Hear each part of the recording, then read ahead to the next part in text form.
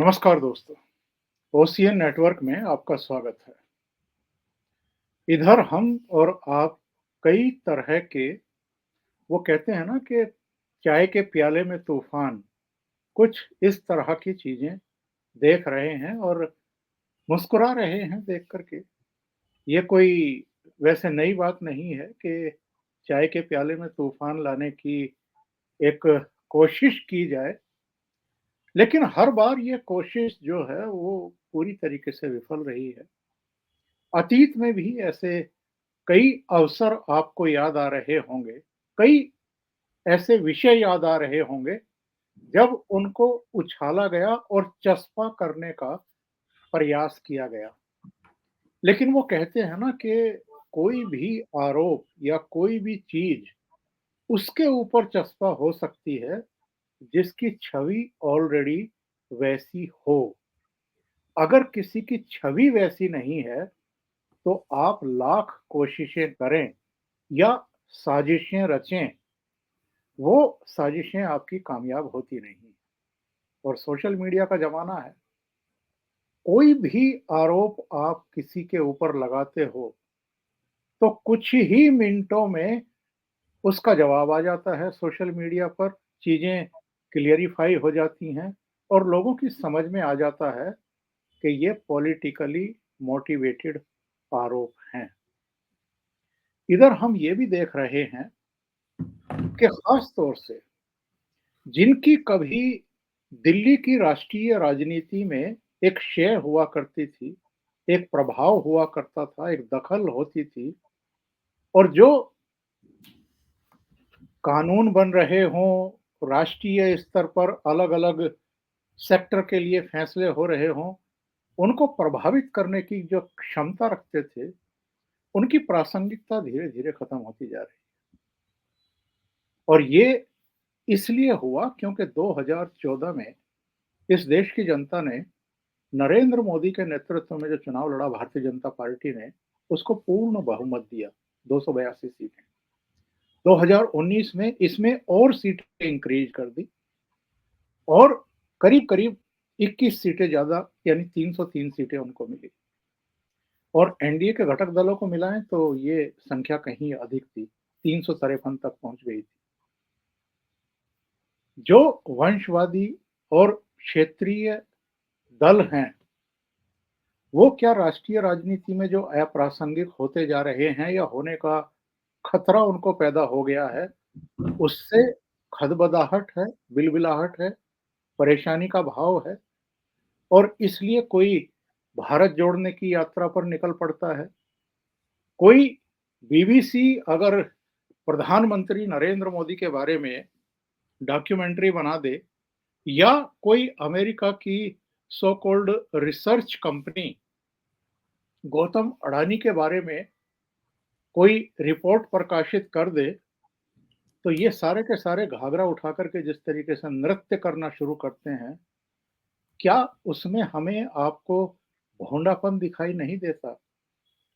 कि ये मतलब राजनीतिक लाभ लेने के लिए कितने उतावले हैं या किस कदर डेस्परेट दिखाई दे रहे हैं।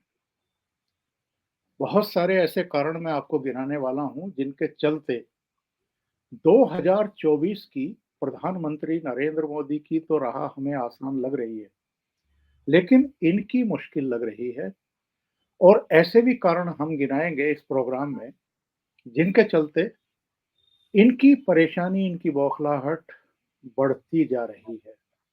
रामचरितमानस में भी कोई जातिवादी चौपाई ढूँढ करके उसको उछालना और उसका सही अर्थ बताने के बजाय मतलब गुड़-गोबर करने की कोशिश करना, ये शो करता है कि परेशानी का आलम क्या है और इनकी जो दिक्कतें हैं वो किस स्तर तक बढ़ चुकी हैं।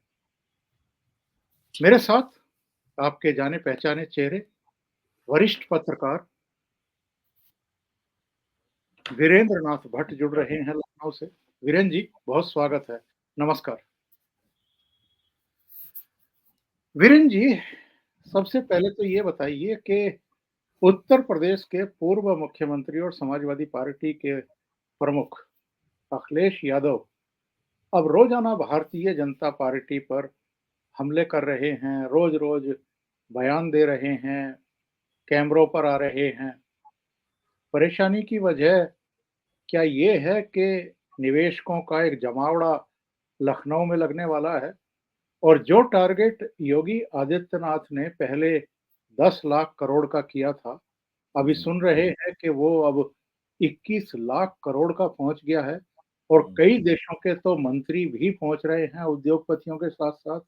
हुँ, तो ये जो कुछ आयोजन या प्रयास किए जा रहे हैं, हुँ। इस पर पानी फेरने के लिए या दूसरे कारणों से ज़्यादा चर्चाएँ हों और इसकी चर्चा कम हो, ये एक रणनीति है या इसके पीछे कुछ और है? देखिए, आपके में दो 2 सवाल हैं। पहला तो ग्लोबल इन्वेस्टर समिट और दूसरा अखिलेश यादव और तीसरा अखिलेश यादव ने जो अडानी के बारे में बयान दिया। तो पहले मैं अडानी के बारे में स्पष्ट कर दूँ। जो हिंडनबर्ग की रिपोर्ट अडानी के बारे में आई है, उससे जो मुद्दा जो पिक किया है अपोजिशन ने कि साहब एलआईसी का और स्टेट बैंक ऑफ इंडिया का पैसा डूब गया। और जो है और सरकार ने जो है अपने आदमी को जो है जो ये उनका आदमी है उसको जो है सरकार ने खूब जो है लोन दिलवाया। तो और वो जो उन्होंने ऐसा मुद्दा चुना है कि जैसे उन्होंने 2018 में रफाल के जरिए कोशिश की थी कि साहब बड़ा घोटाला हुआ है जहाज खरीदने में और 6,000 का जहाज जो है आपने 15,000 का खरीदा, कीमत बढ़ा दी। झूठी मूठी बातें बोले कि बस जो है बोफोर्स की शैली पे मामले को डेवलप करो और नरेंद्र मोदी की साख को जो है किसी तरह से उस पर धब्बा लगाओ। मामला सुप्रीम जी, कोर्ट में गया, खत्म हो गया। वही प्रयास फिर हो रहा है। अगर अपोजिशन ने ये मुद्दा बनाया होता कि हिडनबर्ग का जो ये कहना है कि अडानी की ग्रुप की कंपनीज के शेयर क्या ओवर वैल्यू थे, क्या क्या उसके जरिए क्या मॉरिशस केमन आइलैंड की जो शेल कंपनीज के जरिए जो इन्वेस्टमेंट आया, क्या वो सब अडानी के परिवार की ही शेल कंपनियां बेनामी कंपनियां थी जिसके जरिए ब्लैक मनी की राउंड ट्रिपिंग हुई। क्या सेबी का ये फेल्योर है जो स्टॉक मार्केट की जो रेगुलेटरी बॉडी है stock exchange board of India और क्या उसने क्या मामले को अनदेखा किया? क्या सरकार का दबाव था इसके ऊपर कि सेबी इस पे कार्रवाई ना करे और रेगुलेटरी कार्रवाई ना करे? स्टेट बैंक का मात्र जो पैसा लगा है वो 27,000 करोड़ रुपया है और एलआईसी का कुल पैसा लगा है 35,000 करोड़ रुपया।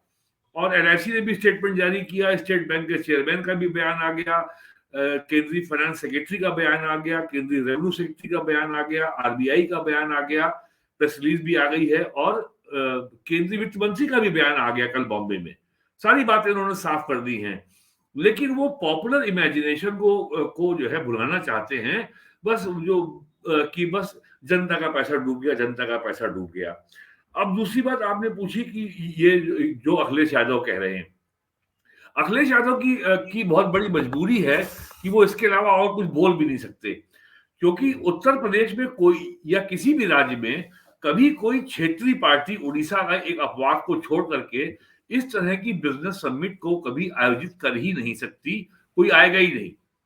और ये और उत्तर प्रदेश जैसा जो लैंडलॉक्ड प्रदेश है अ, तो कर्नाटक, तमिलनाडु, महाराष्ट्र, गुजरात और उड़ीसा इन राज्यों की तुलना में यूपी को ऐसा इस तरह की समिट का प्रयास तो मेरा कहना हर साल करनी चाहिए। उसकी वजह क्या है? जैसे अभी नवंबर में इसी तरह की समिट हुई उड़ीसा में और वहां पे 10 लाख करोड़ के इन्वेस्टमेंट के प्रस्ताव पर समझौते हुए। और वो निवेश किसमें हो रहा है? वो हो रहा है पोर्ट में, वो हो रहा है आयरन ओर में, वो हो रहा है आयरन स्टील में, एल्यूमिनियम सेक्टर में, मैग्नीज में। अब उत्तर प्रदेश में ना तो कोई खनिज पदार्थ है, ना आयरन ओर है, ना कोल है, ना एल्यूमिनियम है और ना अभ्रक या मैग्नीज है, ना तो कोई पोर्ट है। तो यूपी में इस तरह का निवेश नहीं आ सकता। यूपी में निवेश लाने के लिए अब जो है पिछले 6-7 सालों में स्थितियां बहुत बेहतर हुई हैं। उसके आधार क्या हैं? उसका सबसे बड़ा पहला आधार है कि अब बिजली की समस्या नहीं है। दूसरी है कि अब आपको बिजली लेने के लिए यूपी पावर कॉर्पोरेशन पर निर्भर नहीं रहना पड़ेगा। अब आप ओपन एक्सेस रिजीम के जरिए एनर्जी एक्सचेंज से जाकर के किसी भी प्राइवेट या पब्लिक पावर जनरेटर से, एनटीपीसी से या किसी प्राइवेट थर्मल पावर कंपनी से सीधे कॉन्ट्रैक्ट कर सकते हैं और ट्रांसमिशन लाइन के जरिए सीधे बिजली आप अपने आप सबस्टेशन बनाइए 33/11 केवी का और बिजली लीजिए।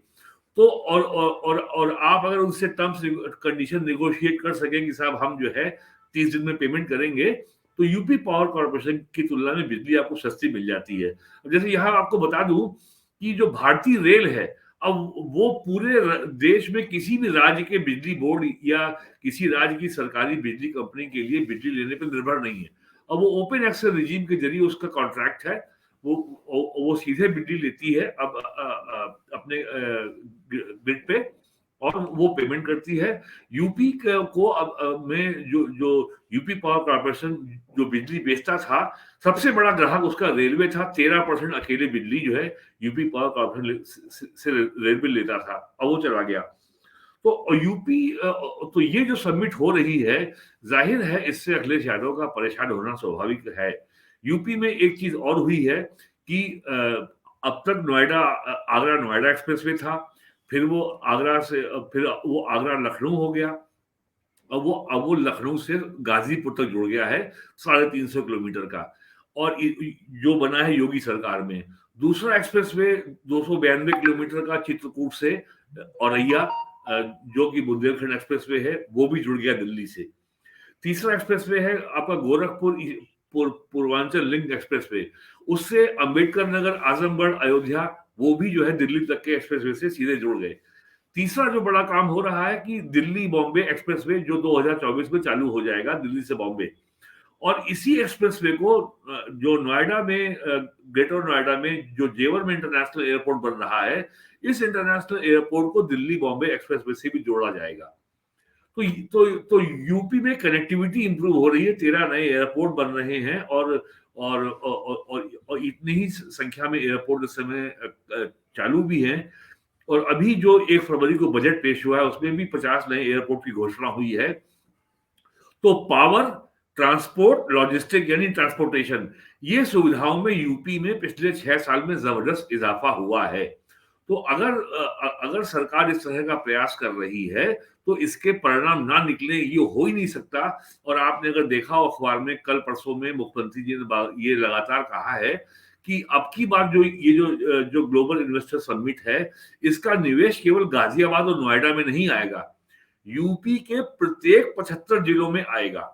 तो जाहिर बात है कि तो अखिलेश यादव के सामने योगी बहुत बड़ी चुनौती पेश कर रहे हैं, और एक चुनौती उनके सामने पहले ही बढ़ चुकी है कि उत्तर प्रदेश क्या देश की राजनीति में 2022 का असेंबली चुनाव जीतकर दूसरी बार मुख्यमंत्री बनने के बाद योगी आदित्यनाथ और अखिलेश यादव के बीच का जो फासला है वो बहुत बढ़ गया है। अब अखिलेश यादव बहुत बौने नेता रह गए हैं योगी आदित्यनाथ के सामने। योगी आदित्यनाथ नरेंद्र मोदी के अलावा अकेले नेता हैं पूरे देश में, जो पूरे देश में चुनाव प्रचार में जाते हैं। वो चाहे आसाम हो या केरल हो या कर्नाटक हो या हैदराबाद हो, वो शिमला हो, हिमाचल हो, राजस्थान, छत्तीसगढ़, बंगाल, बिहार, झारखंड, उनकी डिमांड हर जगह से आती है। योगी की तो इस चुनौती को भी झेलना है। तो इस चुनौती के बारे में सवाल करना, लगातार प्रश्न करते रहना, और जो वो बार बार कह रहे हैं कि यूपी में कितना निवेश आया था 2018 के समिट के बाद से, तो उसका सीधा सीधा एक इंडिकेटर है कि वो पता कर ले कि यूपी में पिछले 5 साल में पावर कंजम्पशन इंडस्ट्रियल सेक्टर में कितना बढ़ा। पावर कंजम्पशन की 4 मेन कैटेगरी है। पहली है डोमेस्टिक, दूसरी है कॉमर्शियल, तीसरी है इंडस्ट्रियल और चौथी है एग्रीकल्चर। तो इन चारों से तो इंडस्ट्रियल और कॉमर्शियल कैटेगरी में कंजम्पशन कितना बढ़ा, और यूपी में हाईवेज के ऊपर, एक्सप्रेसवेज के ऊपर जो टोल प्लाजा बने हुए हैं, उस पे जो फास्ट टैग से जो कलेक्शन होता है, यानी ट्रकों के गुजरने से, तो वो रेवेन्यू कितना बढ़ा। ये सारे आंकड़े हैं जो ये सारी कहानी स्वयं बता देंगे, और ये सारे आंकड़े ऐसे हैं जिनको सरकार चाह करके भी छुपा नहीं सकती। तो इसलिए अब अपोजिशन के सामने, विपक्ष के सामने केवल एक ही रास्ता बचता है कि सरकार की साख के बैलून को पंक्चर करो, सवाल उठाओ, नेगेटिविटी फैलाओ, नकारात्मक बातें करो, और जैसा कि आम आदमी पार्टी के बारे में कहा जाता है, शूट एंड स्कूट, आरोप लगाओ, भाग जाओ। और उसके बाद अब जिसके ऊपर आरोप लगेगा वो वो परेशान होता रहेगा। वो अलग बात है कि आज स्वयं अरविंद केजरीवाल शराब घोटाले में फंसे नजर आ रहे हैं, और लगता है उनके ऊपर भी जो है जल्दी कानून का शिकंजा कसेगा। वीरेन जी, 2 बयान मैं अखिलेश यादव के देख रहा था। एक तो हमारे दर्शक भी देख सकते हैं। ये लिखा है, समाजवादी पार्टी के द्वारा जारी किया गया उनका बयान, उत्तर प्रदेश में जितनी भी मेट्रो बन रही हैं, आगरा, लखनऊ, कानपुर, नोएडा, गाजियाबाद में, ये समाजवादियों की देन है। नहीं, ये अगर बात समाजवादियों ने उस समय में मेट्रो ना दी होती तो ये सरकार इस काम को भी नहीं कर पाती। एक और इनका बयान था, अभी मैं जरा तलाश करके, हाँ ये रहा। दूसरा बयान इनका ये है, मैं भारतीय जनता पार्टी के लोगों से पूछना चाहता हूं, LIC, state bank of India और न जाने कितनी संस्थाओं का पैसा मैं अपने आपको सबसे प्रिय उद्योगपति को लगा दिया। आज कई लाख करोड़ रुपए का घाटा हो गया है। क्या झूठ बोल रहे हैं, अधिकारियों को एकदम जे झूठ नहीं बोल रहा। क्या अधिकारियों को जेल भेजा जाएगा? अब ये बताइए कि ये कई लाख करोड़ का जो घाटा हो गया, किसको हो गया? ये सरकार को हुआ, किसको हुआ? मैं दूसरी आपको बात ये स्पष्ट हाँ, दूसरी हाँ। बात ये है कि SBI और LIC दोनों ही बयान जारी कर चुके हैं, कह चुके हैं कि हमने जितना निवेश किया हुआ है अलग-अलग उद्योगपतियों के यहाँ, औद्योगिक इकाइयों में, उसका 1% भी हमने अडानी व्यवसाय को, एंटरप्राइजेज को नहीं दिया हुआ है, और हमारा सुरक्षित है। हमारा तो जितना हमारा लाभांश है वो उससे ज्यादा है जितना हमने कर्ज दे मैं रखा है। आपको जवाब दे रहा हूँ। पहले दो स्पष्ट बात, LIC और स्टेट बैंक ऑफ इंडिया, ये दोनों स्टॉक मार्केट में लिस्टेड कंपनीज हैं, और इनको अपने प्रत्येक निर्णय के बारे में, प्रत्येक बड़े फैसले के बारे में रेगुलेटर के पास फाइलिंग करनी पड़ती है। यानी stock exchange board of India के सामने उनको रोज उनको अपना हिसाब देना होता है, और वो रेगुलेटर के प्रति जवाबदेह हैं। और LIC और स्टेट बैंक ऑफ इंडिया, और फॉर दैट मैटर एनी सरकारी बैंक, वो कहाँ पैसा अपना निवेश करेंगे, वो किसको पैसा देंगे, इससे केंद्र सरकार से कोई लेना देना नहीं है। अगर लोन डिफॉल्ट होता है, उसके लिए भी 1 अप्रैल 2017 से इंसॉल्वेंसी बैंकरप्सी कोड जो है वो लागू है, और बैंक अपने डिफॉल्टर को नेशनल कंपनी लॉ ट्रिब्यूनल में घसीट सकता है। और लोगों को इंसॉल्वेंसी बैंकरप्सी कोड की बोर्ड की जाके वेबसाइट को देख लेना चाहिए कि कितने लाख करोड़ रुपए के बैड लोन का निपटारा इंसॉल्वेंसी बैंकरप्सी कोर्ट बोर्ड ने किया है NCLT के जरिए। दूसरी बात, जो उन्होंने बात कही है कि लाखों करोड़ का घोटाला हुआ है, कोई घोटाला अगर होता तो ये सारी बातें आती जो है सेबी के सामने। और LIC की एक अपनी इन्वेस्टमेंट कमेटी है। LIC का ये बिल्कुल तय है कि वो इतना पैसा लगाएगी म्यूचुअल फंड में, वो इतना पैसा लगाएगी गवर्नमेंट सिक्योरिटीज में, और इतना पैसा लगाएगी वो प्राइवेट कंपनी की इक्विटी में। LIC का पैसा केवल अडानी कंपनी में नहीं लगा है। LIC का पैसा हर उस कंपनी में लगा है जो स्टॉक मार्केट में लिस्टेड है। और LIC भी IRDA के सामने जवाबदेह है। Insurance regulatory development authority of India के सामने LIC जवाबदेह है। और आपको मैं याद दिलाऊं, 2016 में या 15 में प्रधानमंत्री नरेंद्र मोदी ने पूना में सारे सरकारी बैंकों के चेयरमैन MD का एक बहुत बड़ा सम्मेलन किया था, उसका नाम दिया था ज्ञान संगम।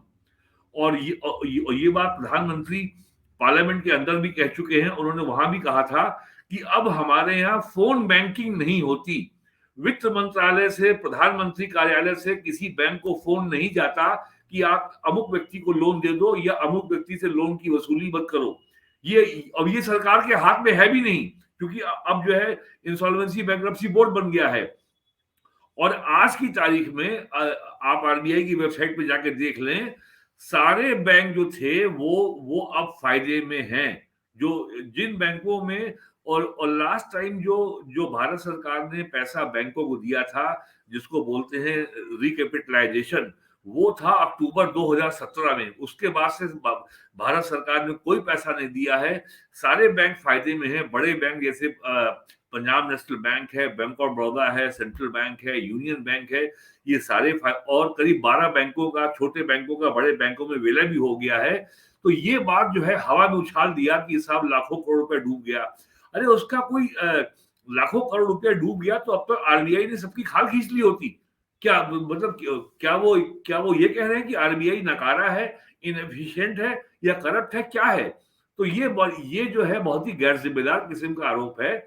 और इसके पीछे मंशा मुझे केवल यही दिखाई पड़ती है कि जो स्टॉक मार्केट में या एलआईसी में जो निवेशक है, उसके उसके उसके विश्वास को तोड़ना, उसके मनोबल को तोड़ना, और इसके अलावा और इसका उद्देश्य नहीं है। इससे केवल नेगेटिविटी फैलती है।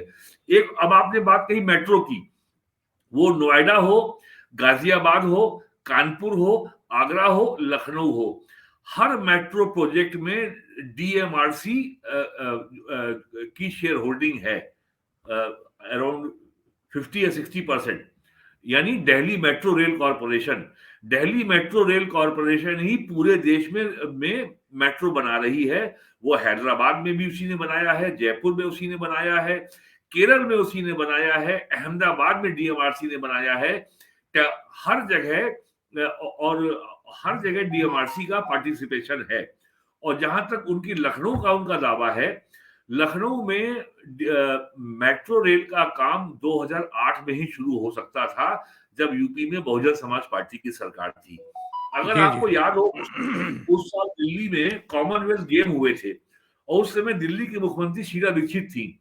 तो उन्होंने जो स्पेशल कंपोनेंट प्लान जो कि शेड्यूल कास्ट के वेलफेयर योजनाओं के लिए होती है, उसका 800 करोड़ रुपया उन्होंने कॉमनवेल्थ गेम के लिए डाइवर्ट किया था। इसको लेकर के मायावती ने लखनऊ में प्रेस कॉन्फ्रेंस करके बहुत तीखी आलोचना की थी शीला दीक्षित की।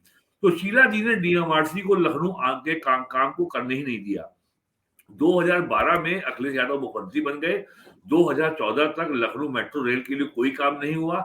2014 में जब राजनाथ सिंह जो लखनऊ के एमपी थे और उस समय गृह मंत्री थे केंद्र में, जब उन्होंने इसमें तेजी दिखाई, तब डीएमआरसी के सहयोग से लखनऊ मेट्रो का काम शुरू हुआ। और डीएमआरसी का काम जो कानपुर में है, जो है वहां आगरा में, उसकी तो शुरुआत ही 2017 के बाद हुई, योगी आदित्यनाथ के मुख्यमंत्री बनने के बाद। और आप ये सोच लीजिए कि समाजवादी पार्टी के सामने कितना गहरा अभाव है मुद्दों का, कि वो आज भी 7 साल पुरानी बातों की याद दिलाते हैं कि हमने लखनऊ के सचिवालय बनवा दिया, लोक भवन, हमने ये सड़क बनवा दी, हमने वो सड़क बनवा दी। आप केवल आपके पास एक दावा करने को है कि हमने लखनऊ आगरा एक्सप्रेस वे बनवा दिया। अरे गडकरी जी के मंत्रालय ने 1300 किलोमीटर लंबा दिल्ली बॉम्बे एक्सप्रेस वे बना दिया और उसका दिल्ली दौसा सेक्शन चालू भी हो गया। और दिसंबर 2024 में वो 1300 किलोमीटर लंबा पूरा एक्सप्रेस वे चालू हो जाएगा। तो ये केवल जो है श्रेय लेने की राजनीति है, ताकि हम जो है जो जो जो हमारा इलेक्टोरल कंपटीशन है, जो हम चुनावी राजनीति में बीजेपी के मुख्य प्रतिद्वंदी हैं, तो हम भी अखाड़े में बने रहें। ये हर पॉलिटिकल पार्टी के सामने चुनौती होती है। तो अखिलेश यादव आज तक 2014 से लेके आज तक 8 साल हो रहे हैं, वो भारतीय जनता पार्टी की केंद्र सरकार हो या प्रदेश सरकार हो, उसके खिलाफ कोई लोकप्रिय विमर्श, कोई पॉपुलर नैरेटिव वो आज तक खड़ा नहीं कर पाए। वो रोज नया मुद्दा छेड़ते हैं। तो और उनके जो स्थायी मुद्दे हैं, अब बताइए, जीएसटी को लागू हुआ है 1 जुलाई 2017 से। वो आज भी बता रहे हैं कि साहब जीएसटी से किसान परेशान हैं, लेकिन वो ये नहीं बताते कि जब GST bill parliamentary standing committee को गया था, पार्लियामेंट्री स्टैंडिंग कमेटी से वो बिल सर्वसम्मति से पास हुआ था, और उस पार्लियामेंट्री स्टैंडिंग कमेटी में समाजवादी पार्टी के एमपी की क्या भूमिका थी, उसने क्या, और जब ये और आप जानते हैं कि जब कोई बिल का ड्राफ्ट पार्लियामेंट्री स्टैंडिंग कमेटी में जब सर्वसम्मति या आम सहमति बन जाती है, तो वो बिल लोकसभा और राज्यसभा में बिना किसी बहस के आराम से पास हो जाता है। यही जीएसटी बिल के साथ हुआ था। तब समाजवादी पार्टी ने लोकसभा में, राज्यसभा में इस बिल का समर्थन किया था। आज कह रहे हैं कि साहब जीएसटी बिल बहुत खराब है, इससे बड़ी खामियां हैं, बड़ी कमियां हैं, व्यापारी परेशान है, युवा परेशान है। तो आप बताइए ना कि आपका स्टैंड क्या रहा है? तो ये केवल इलेक्टोरल कंपटीशन की जो पॉलिटिक्स है उसके चलते नेताओं को इस तरह की बात बोलनी पड़ती है। अगर योगी आदित्यनाथ का कोई अचीवमेंट बड़ा होने जा रहा है तो उसको रन डाउन करो, उस पे लानत भेजो, उसके प्रति अविश्वास पैदा करो और लोगों में एक नकारात्मक भाव पैदा करो। और यूपी में जैसा कि अब तो कोई संभावना नहीं है कि कोई पैंडेमिक आएगा या कोई समस्या आएगी। और 2018 का जो सबमिट हुआ था, तो 19 में था पार्लियामेंट का चुनाव, 20 में पैंडेमिक आ गया, 21 में फिर लॉकडाउन आ गया, 22 आया तो जो है आपका यूक्रेन वॉर शुरू हो गया। तो 20, 21, 22 ये 3 साल तो उसी में चले गए और उसके पहले 19 चला गया लोकसभा चुनाव में। तो इसके चलते और उसके अलावा जो भी निवेश होता है, अगर कोई कंपनी 1000 करोड़, 2000 करोड़, 5000 करोड़ रुपए अगर इन्वेस्ट कर रही है, तो उसके लिए मिनिमम 12 महीने से लेके 40 महीने तक का समय लगता है, जिसको बोलते हैं जेस्टेशन पीरियड, गर्भाधान का समय जो होता है। तो उसमें समय लगता है। It can not be done overnight और इन फ्यू मंथ्स और इन 1 और 2 इयर्स। वो समय लगता है और वो लगातार चल रहा है। तो और जैसा मैंने आपसे बताया कि जो टोल कलेक्शन है एक्सप्रेस वे पे, हाईवे पे, और जो पावर कंजम्पशन है, ये 2 ऐसे मानक हैं, वो सब बता और जो ओवरऑल यूपी से जीएसटी कलेक्शन है, ये सारी कहानी बता देते हैं कि निवेश हुआ कि नहीं हुआ या कितना हुआ। तो इसलिए अब जो है ये आपका वाईफाई और आर्टिफिशियल इंटेलिजेंस और इंफॉर्मेशन टेक्नोलॉजी का युग है। अब सरकार कोई सूचना छुपा नहीं सकती। बिल्कुल सही कह रहे हैं आप। आगे बढ़ने से पहले एक निवेदन, आप में से बहुत सारे दर्शक तो ऑलरेडी वहाँ हैं। फेसबुक पर ओशियन नेटवर्क का पेज है, वहाँ पर ये तमाम प्रसारण तो होते ही हैं, लगभग उसी समय होते हैं जब यूट्यूब पर होते हैं। इसके अलावा भी बहुत सारी सामग्री आपको वहाँ अतिरिक्त भी पढ़ने को मिलती है।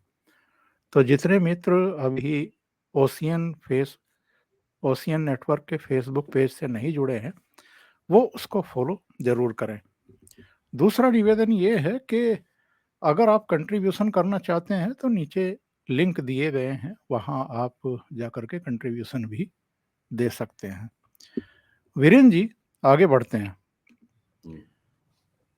ये राहुल गांधी, अखिलेश यादव, तेजस्वी यादव, उमर अब्दुल्ला, आदित्य ठाकरे, सुप्रिया सूले, अलग-अलग राज्यों में जो वंशवादी चेहरे हैं, उनकी जो इस समय परेशानी देखने को मिल रही है, और जितने नाम मैंने गिनाए हैं, इनमें से 1-2 को छोड़ दें, तो नेतृत्व के स्तर पर, सांगठनिक क्षमता के स्तर पर, विज़न को लेकर के, नीतियों को लेकर के, कार्यक्रमों को लेकर के, जन विश्वास को लेकर के, ये सारे विफल हैं।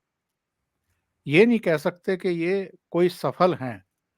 लालू यादव की जो थोड़ी बहुत राजनीतिक विरासत है, जो जातीय समीकरण है, उसके चलते तेजस्वी यादव को एक वोट मिलता है, सीटें मिलती हैं। बाकी तो जितने भी चेहरे हैं ये, इनमें एक परेशानी का भाव देखा जा रहा है। और जैसा मैंने शुरू में कहा था, क्या इनकी प्रासंगिकता खत्म हो रही है देश की राजनीति में? और क्या इनमें क्षमता है कि ये प्रधानमंत्री नरेंद्र मोदी को या उत्तर प्रदेश में अखिलेश यादव, योगी आदित्यनाथ को किसी तरह की चुनौती पेश कर पाएंगे? 2024 में उनका रास्ता रोक पाएंगे?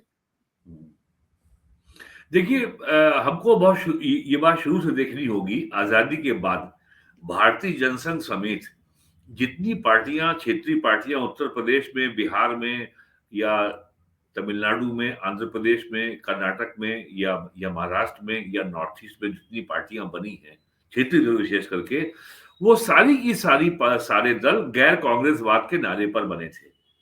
और डॉक्टर राम मनोहर लोहिया को ये बड़ा स्पष्ट हो गया था कि नेहरू की जो कांग्रेस है, यहाँ पे तो केवल अपर कास्ट का, सवर्णों का बोला वाला है, तो उनके लिए राजनीति करने के लिए सबसे बढ़िया अवसर ये है कि अब वो गैर सवर्ण जातियों को ही लामबंद करें। और 1967 में लोहिया जी का देहांत हो गया। तब तक आपको याद होगा, संसदीय सोशलिस्ट पार्टी, प्रजा सोशलिस्ट पार्टी के नाम से तमाम पार्टियां यहाँ बनी और बिगड़ी। यही चीज बिहार में हुई। और 67 में जो पहली सरकार बनी थी चौधरी चरण सिंह की के नेतृत्व में, जिसका शायद था नाम संयुक्त विधायक दल की सरकार, उसमें भी 92 या 96 भारतीय जनसंघ के विधायकों का समर्थन था। 10 साल के बाद जनता पार्टी की बनी लोक इमरजेंसी के बाद, और उसकी सरकार बनी केंद्र में, उत्तर प्रदेश में। और 1980 आते आते केंद्र और राज्य दोनों सरकारें गिर गई और 1980 में लोकसभा चुनाव फिर से हुए। इंदिरा गांधी दोबारा प्राइम मिनिस्टर बन गई, तो जनता पार्टी बिखर गई। उसके बाद 1984 में इंदिरा गांधी की हत्या हो गई और ये बिखराव जारी रहा। तब चौधरी चरण सिंह जिस पार्टी के नेता थे उत्तर प्रदेश में, उसका नाम था दमकिपा, दलित मजदूर किसान पार्टी। और उस समय विश्वनाथ प्रताप सिंह यूपी कांग्रेस कमेटी के अध्यक्ष थे, तो उन्होंने बयान दिया था कि दमकिपा का दम निकल गया। और जब राजीव गांधी प्राइम मिनिस्टर बने और फिर बोफोर्स का मुद्दा तेजी पकड़ा, तो फिर से ये सारी क्षेत्रीय पार्टियां एक होने लगी और 87 88 में बन गया जनता दल, और इनका गठबंधन हुआ भारतीय जनता पार्टी से। और ये गठबंधन चलता रहा 1990 तक। 90 अक्टूबर में आपको याद होगा, जब अडवाणी जी की रथ यात्रा को समस्तीपुर में लालू यादव ने रोक लिया था बिहार में, तब बीजेपी के 88 एमपी थे, वीपी सिंह की गवर्नमेंट को सपोर्ट कर रहे थे, उन्होंने समर्थन वापस लिया और वीपी सिंह की सरकार गिर गई। और उसके बाद जो है, ये जनता परिवार से भारतीय जनता पार्टी या संघ का संबंध समाप्त हो गया। और फिर 92 में अयोध्या में कार सेवा में डेमोलिशन हो गया। और उसके बाद से और इस बीच में भारतीय जनता पार्टी अपने दम पर काफी उभर गई और उसने यूपी में, राजस्थान में, मध्य प्रदेश में, हिमाचल में सरकार बनाई। तो अब और उसके बाद और 84 आखिरी चुनाव था जब किसी दल को लोकसभा में स्पष्ट बहुमत मिला था, यानी कांग्रेस को। और उसके बाद से करीब 40 साल के बाद, 16 और 14, 30 साल के बाद 2014 में भारतीय जनता पार्टी को अपने बल पर उसको स्पष्ट बहुमत मिला। हालांकि उसके गठबंधन के साथी भी थे, शिवसेना थी, अकाली दल था और जनता दल यूनाइटेड था बिहार का, और भी छोटे दल थे, और तो उसको समर्थन मिला। तो ये जो लगभग 30 साल का दौर था, ये क्षेत्रीय दलों का राष्ट्रीय राजनीति में स्वर्णिम युग था। और इस स्वर्णिम युग में लालू यादव रेल मंत्री बनते थे, नीतीश कुमार रेल मंत्री बनते थे, ममता बनर्जी रेल मंत्री बनती थी, ममता बनर्जी के पार्टी के वो आपके डीके त्रिवेदी रेल मंत्री बनते थे, और ये लोग केवल लोक लुभावन राजनीति करते थे। लालू यादव रेल मंत्री बने तो गरीब रथ ट्रेन चालू हो गई, ममता बनर्जी रेल मंत्री बनी तो दुरंतो एक्सप्रेस ट्रेन चालू हो गई कि साहब बहुत तेज चलेगी ये। लेकिन अब जो है और हम लोग जो है अपना हाल का इतिहास पे ध्यान नहीं देते, उसको भूल जाते हैं। लेकिन भारत की राजनीति को, इंफ्रास्ट्रक्चर को, और बल्कि मैं कहूंगा ये डेमोक्रेटिक पॉलिटिक्स में ये जो कोलेटरल डैमेज को अवॉइड करना संभव नहीं है, ये हानि तो होगी। काफी नुकसान हुआ भारत की अर्थव्यवस्था को इस पॉलिटिकल अस्थिरता की वजह से।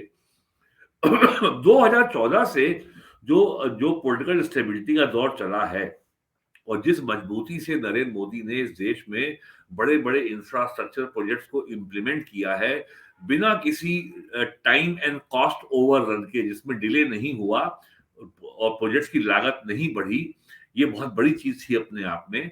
और अब जैसे आपके गाजियाबाद के बगल में दिल्ली का ईस्टर्न पेरिफेरल एक्सप्रेस हाईवे और वेस्टर्न पेरिफेरल एक्सप्रेसवे, ये सब जो है 2003-4 में ही इनकी तैयारी हो गई थी। मनमोहन सिंह 10 साल प्राइम मिनिस्टर रहे, इनके ऊपर एक ईंट नहीं रखी गई। तो अब भारतीय जनता पार्टी के स्थायी रूप से एक और इस बात को इस देश के पॉलिटिकल कमेंटेटर्स ने और मीडिया ने ज्यादा ध्यान नहीं दिया कि भारत की राजनीति में एक राष्ट्रीय पार्टी का पतन होना और एक नई राष्ट्रीय पार्टी का उभरना, ये बहुत बड़ी घटना थी जिसको मीडिया में समुचित स्थान नहीं दिया गया। कांग्रेस के बहुत सारी बातें कहती है और अब यात्रा भी निकाल रहे हैं, लेकिन वो ये नहीं बताते कि एक उनके टक्कर की उनसे बड़ी एक राष्ट्रीय पार्टी उभर गई है। इस चुनौती से वो कैसे निपटने की तैयारी कर रहे हैं। ये कांग्रेस के लोग इस पे बात करना पसंद नहीं करते और कांग्रेस के लोग ये बताते हैं कि साहब यूपीए में जो है छोटी पार्टियां जुड़ रही हैं और एनडीए से उनके एलाई दूर भाग रहे हैं। शिवसेना अलग हो गया, अकाली अलग हो गया, जनता दल यू अलग हो गया और वो ये बताना चाहते हैं कि साहब एनडीए कमजोर हो गया। ठीक है, हो गया, लेकिन 2014 और 2019 में सरकार भले टेक्निकली एनडीए की हो, लेकिन दोनों बार बीजेपी का स्पष्ट बहुमत था और है। तो इसके चलते आप देखें 2014 से अब तक भारत की राष्ट्रीय राजनीति में क्षेत्रीय दलों की भूमिका बहुत सीमित हो गई है। नीतीश कुमार ये कहते थे कि साहब मैं तो बहुत सीनियर हूं नरेंद्र मोदी से, वो तो मेरे जूनियर हैं। अब आज उनकी हालत ये है कि वो नरेंद्र मोदी के सामने आने की स्थिति में नहीं है और जिस तरीके से उनकी पार्टी में इस समय इस समय जो वहां पे जो झगड़ा मचा हुआ है उपेंद्र कुशवाहा में और नीतीश में और तेजस्वी में, मुझे नहीं लगता कि ये सरकार बिहार की 2023 पार कर पाएगी। तो अब राष्ट्रीय राजनीति में अपनी उस भूमिका को वापस पाने के लिए ये क्षेत्रीय पार्टियां बहुत जोर मार रही हैं। अखिलेश यादव पिछले महीने हैदराबाद गए थे। अब मुझे ये समझ में नहीं आता कि केसीआर की पार्टी जो टीआरएस थी, जो बीआरएस हो गई है, वो यूपी में क्या समाजवादी पार्टी की, या ममता बनर्जी क्या मदद कर सकती है समाजवादी पार्टी की यूपी में, या अखिलेश यादव क्या हेल्प कर सकते हैं तृणमूल कांग्रेस की बंगाल में। तो क्षेत्रीय पार्टियों के सामने राष्ट्रीय राजनीति में अपनी भूमिका को वापस पाना, अपनी प्रासंगिकता को दोबारा स्थापित करना, ये बहुत बड़ी चुनौती है। और कांग्रेस की जो यात्रा निकली है उससे ये संदेश स्पष्ट है कि हम अकेले लड़ेंगे और उनका ये अपना आकलन है कि वो 150 से 200 सीटें उनकी आएंगी और उसके बाद इन सारी गैर बीजेपी जो क्षेत्रीय पार्टियां हैं उनको कांग्रेस के पीछे आना पड़ेगा। अगर वो नहीं आएंगे तो हम ये कहने की स्थिति में होंगे कि देखो, हम तो सेकुलर सरकार बनाने जा रहे थे, लेकिन क्षेत्रीय पार्टियों की वजह से सेकुलर सरकार नहीं बन पाई और ये सेकुलर विरोधी, मुस्लिम विरोधी सरकार बीजेपी की दोबारा आ गई। अब ये कोई हसीन सपने हैं मुंगरी लाल के, मुझे कोई आज की तारीख में इनमें कोई आधार नजर नहीं आता, लेकिन क्षेत्रीय पार्टियां चाहे यूपी की हो, चाहे बिहार की हो, बंगाल की हो, तेलंगाना हो, आंध्र प्रदेश हो, महाराष्ट्र में शिवसेना हो या शरद पवार की नेशनल कांग्रेस पार्टी हो, इन सबके सामने राष्ट्रीय राजनीति में किंग मेकर की जो भूमिका की इनकी जो आदत हो गई थी 1989 से लेकर 2014 तक, वो इनका जो स्वर्णिम युग है वो बीत चुका है। तो उस स्वर्णिम युग को कैसे वापस लाया जाए, ये सारी जो कवायद हो रही है और जो उठापटक हो रही है और जो ये सब जो किया जा रहा है, ये सब उसी लिए हो रहा है।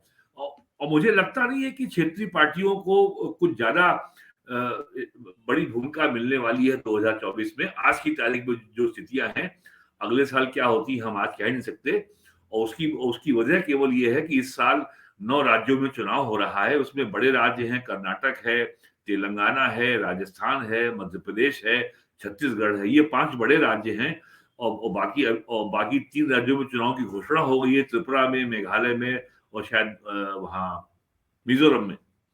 तो ये राज्य इन विधानसभा चुनाव के परिणाम भी बहुत हद तक ये तय करेंगे कि आखिरकार 2024 में क्या होगा पॉलिटिकल अलाइनमेंट, कौन किसके साथ रहेगा, कौन किसके खिलाफ रहेगा और क्षेत्रीय पार्टियों का भविष्य क्या होने वाला है 2024 के लोकसभा चुनाव में। इसका बहुत कुछ दारोमदार इन 2023 में होने वाले विधानसभा चुनाव पर निर्भर करता है। देश में बहुत बड़े पैमाने पर विकास के काम हो रहे हैं। मेट्रो का तो ज़िक्र अखिलेश भी कर रहे हैं, बाकी का आपने ज़िक्र भी किया है, संकेत भी दिए हैं।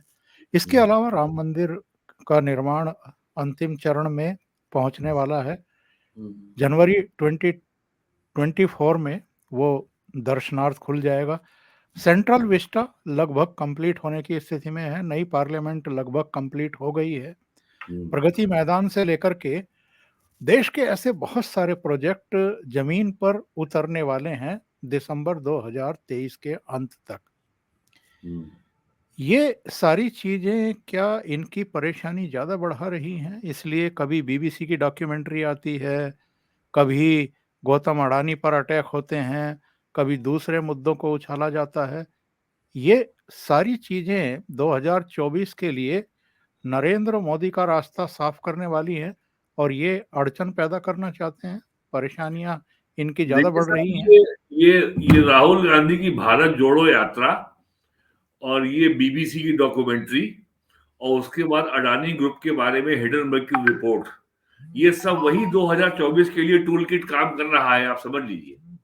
मुझे मतलब मुझे कोई भ्रम नहीं है और मेरा मानना है कि 2024 के चुनाव के पहले अभी न जाने कितनी साजिशें और होंगी, नए-नए षड्यंत्र होंगे और सारी बातें सामने आएँगी। जहाँ तक आपने विकास की बात की है, मैं देख रहा था कि 1 फरवरी को जब बजट पेश हुआ था, तो अपोज़िशन को शब्द नहीं मिल रहे थे कि वो इस बजट के बारे में आलोचना कैसे करें। शशि थरूर ये बोल रहे थे साहब आपने मनरेगा का नाम नहीं लिया। पी चिदम्बरम बोल रहे थे कि आपने गरीब का नाम नहीं लिया। एक ने कहा कि आपने बेरोज़गारी का नाम नहीं लिया। एक कांग्रेस का नेता बोला कि आपने पेट्रोल और डीज़ल के दाम कम करने के बारे में नहीं कहा। एक ने कहा कि साहब आपने महँगाई के बारे में नहीं कहा। लेकिन कोई ये नहीं बता रहा कि भारत सरकार ने पिछले साल करीब जो ब्याज दिया है ये 2022-23 में जो टोटल इंटरेस्ट पेमेंट है, जो पुराने कर्ज़ों पर, वो 10 लाख करोड़ रुपए से ऊपर है और 2023-24 में ये धनराशि 11 लाख करोड़ रुपए से ऊपर होने वाली है और अगर ये इतना हेवी इंटरेस्ट पेमेंट का बर्डन ना होता, तो भारत सरकार का बजट डेफिसिट 3% हो जाता, जो आज की तारीख में 5.4% है। इस सब के बावजूद करीब 2.5 लाख करोड़ रुपए का कैपिटल एक्सपेंडिचर केवल रेलवे के लिए है और ये लोगों को पता नहीं क्यों एहसास नहीं होता और ये बात जो है बीजेपी का भी जो इंफॉर्मेशन मैनेजमेंट सिस्टम है मुझे बड़ा लचर लगता है कि 2020, 21, 22 ये कोरोना काल में भयानक जो नुकसान हुआ भारत की अर्थव्यवस्था को केवल इंफ्रास्ट्रक्चर सेक्टर में जो गवर्नमेंट ऑफ इंडिया का जो कैपिटल एक्सपेंडिचर है रेलवेज में है, पोर्ट में है, स्टील में है और हाईवेज में है, इन सब के कारण ही बाजार में स्टील है, सीमेंट है और भी जो क्रिटिकल जो जो कंपोनेंट्स हैं इंफ्रास्ट्रक्चर सेक्टर के उनके कारण बाजार में मांग बनी रही, बाजार में मंदी नहीं आई, एम्प्लॉयमेंट क्रिएट हुआ, निवेश हुआ और अर्थव्यवस्था हमारी इस साल जो है 6.5 या 6.7% पे ग्रो कर रही है। तो जिस व्यक्ति को अच्छा अगर आपको ध्यान हो तो जो अभी वित्त आयोग के चेयरमैन थे एनके सिंह, वो कहते हैं कि भारत की सबसे बड़ी समस्या ये है कि अर्थव्यवस्था और फाइनेंशियल इश्यूज के बारे में हमारे नेताओं की जो साक्षरता दर है वो बहुत निम्न है, बहुत लो है। फाइनेंशियल इलिटरेसी बहुत बड़ी समस्या है। लोग ये समझते नहीं कि ये अर्थव्यवस्था कैसे चलती है। जैसे आप देखें वो नेता किसी भी दल का हो, वो वो केवल वो ये बताता है उसके बैंक के खाते में केवल एक कॉलम होता है डेबिट। यानी पैसा हम निकालेंगे, देंगे। वो ये नहीं बताता कि बैंक के खाते में 2 कॉलम होते हैं, एक डेबिट और एक क्रेडिट। मोदी जी ने सबसे बड़ा परिवर्तन ये किया है कि अगर अगर क्रेडिट होगा, तभी तो डेबिट होगा।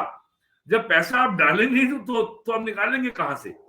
और सरकार ने जो है इस टेम्पटेशन को हमें खुद से और अगर आप याद करें 2020 में जब पहला लॉकडाउन लगा था तो पी चिदम्बरम कॉलम लिखते हैं तमाम अखबारों में, वो रोज कहते थे कि साहब सरकार को जनता के हाथ में पैसा रखना चाहिए।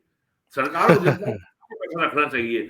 अगर सरकार ऐसे रेवड़ी बाँट देती, तो इस देश की अर्थव्यवस्था महँगाई के बोझ में भरभरा के बैठ गई होती और यही हाल अमेरिका में हो रहा है। अमेरिका की सरकार ने 2021 में इंडिया के जीडीपी से ज़्यादा मोर देन $3 ट्रिलियन यानी 300 लाख करोड़ रुपए से ज़्यादा का कैश डोल अब सारे नागरिकों को दी।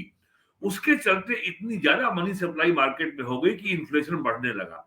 जब इन्फ्लेशन बढ़ने लगा तो सरकार ने पैसे को वापस खींचने के लिए इंटरेस्ट रेट बढ़ाया और जैसे ही इंटरेस्ट रेट बढ़ा, पूरे दुनिया का डॉलर जो है वो फ्लाई करके अमेरिका पहुंच गया। इंडिया से भी करीब जो है $70 बिलियन पैसा जो है अमेरिका वापस गया, स्टॉक मार्केट से निकाला गया और डॉलर की इस फ्लाइट के चलते हमारा रूपी थोड़ा गिरा, करीब 82 रुपए आ गया। उसके चलते भी भारत में महंगाई बढ़ी। लेकिन आप सोचिए अगर भारत सरकार ने भी 10 लाख करोड़ रुपया अगर ऐसे ही जनता के हाथ में रख दिया होता, लेकिन मोदी सरकार ने 10 लाख करोड़ रुपया जनता के हाथ में रखने के बजाय ये पैसा इंफ्रास्ट्रक्चर के प्रोजेक्ट में कैपिटल एक्सपेंडिचर के मद में खर्च किया, जिससे बाजार में तमाम चीजों की मांग बनी रही, निवेश हुआ, रोजगार हुआ, वरना ये सारी स्थितियां बहुत खराब हो जाती। ये बिल्कुल। सारी बातें सारे जो इकोनॉमिस्ट हैं, जो फाइनेंशियल एक्सपर्ट्स हैं, ये सब कुछ छप रहा है फाइनेंशियल अखबारों में, लेकिन पता नहीं क्यों लोगों की इस बारे में जानकारी बहुत सीमित क्यों है। तो ये जो कहना कि आप जो है नरेंद्र मोदी को विकास के मुद्दे पे आप घेर लेंगे, ये तो बहुत मुश्किल लगता है। और कांग्रेस के लोग तो कुछ जानते भी हैं, लेकिन जो रीजनल पार्टी जो यूपी और बिहार की है, उनको इस बारे में कुछ पता भी नहीं।